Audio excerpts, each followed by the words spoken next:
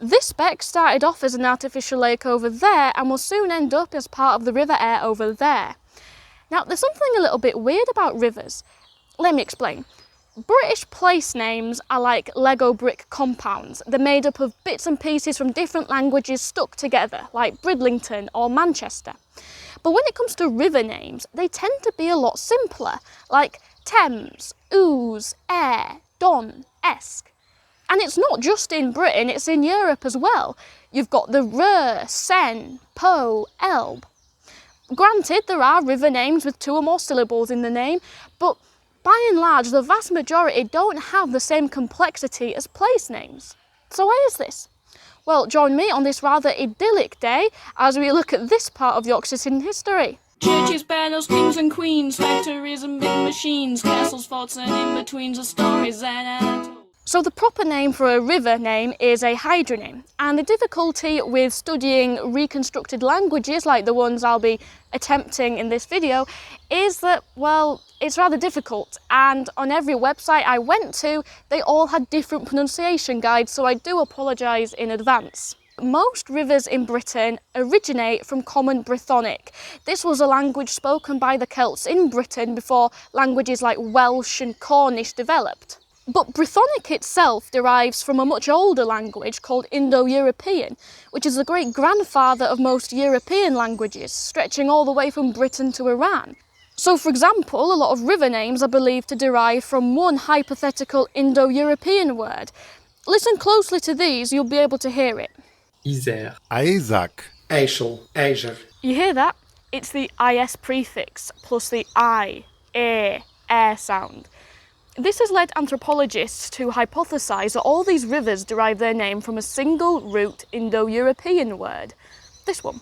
Now, coming back to Yorkshire, I wonder what river has an air sound. All right, the River Aire. Okay, so I must admit I'm a bit sceptical, mostly because no explanation has been given as to why it's just dropped the IS prefix, which is so common in other hydronyms. So whilst there are some nuggets of gold in the Indo-European theory, it has come under some criticism, and so the most reliable language we can trace back to is Brythonic. There's a River Derwent in Yorkshire, and one in Cumbria, and one in Derbyshire, and one in Northumberland. The reason why there's so many River Derwents is because they all derive from a root Brythonic word suggested as being this. But we're still left with a mystery. Place names evolve and change over time, but river names don't. For example, if you look at York, it went from the Celtic Iboricum to the Latin Iboricum, to the Old English Earthwick, then the Old Norse Jorvik, then finally York. That's a lot of changes. But with rivers, the spelling might change, but the actual sound remains mostly the same. For example, if we look at the River Aire, the earliest recording spelling of it is as Air in 959 AD, then Air in 1135, and Air in 1775. The spelling changes, but through all that time, the sound remains mostly the same. Another example is the River Ur, which is recorded as Ir in about 1025. The river is just a few miles away from Jervaux Abbey, and in that sound, je, you can hear the same vowel sound as je, So in that time period, the river is written as ye, and so you can see how the sound gradually evolved from one vowel to the other. By the 16th and 17th centuries, it was being written as Vaux is just a French word for valley, so Jervaux means in the Valley. If you're wondering how the U in ye became a je, one possible explanation is that Romance language speakers sometimes say the sound je instead of ye. Listen to the way that Matteo from Benidorm says you. Don't know you couldn't. You notice that slight hardening of the ye into je? Okay, that's probably not the best example, but you get the picture.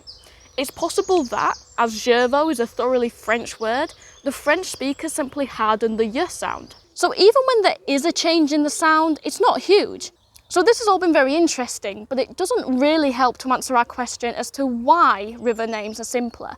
Well, my personal theory is this. Cities and towns and human settlements, well, we create them.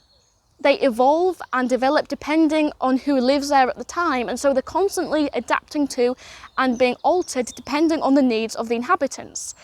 Mountains and rivers and other natural phenomena, sure, we interact with them and we live by them, but they will exist without humans. And so once the name has been fixed onto them, there's little incentive for them to change. I think a good way of thinking about this is if we look at the United States.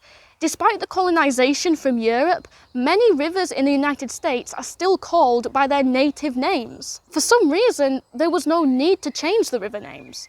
So that's my theory anyway. Anyway, I hope you've enjoyed this video, I hope you've learnt something new, and hope to see you again soon.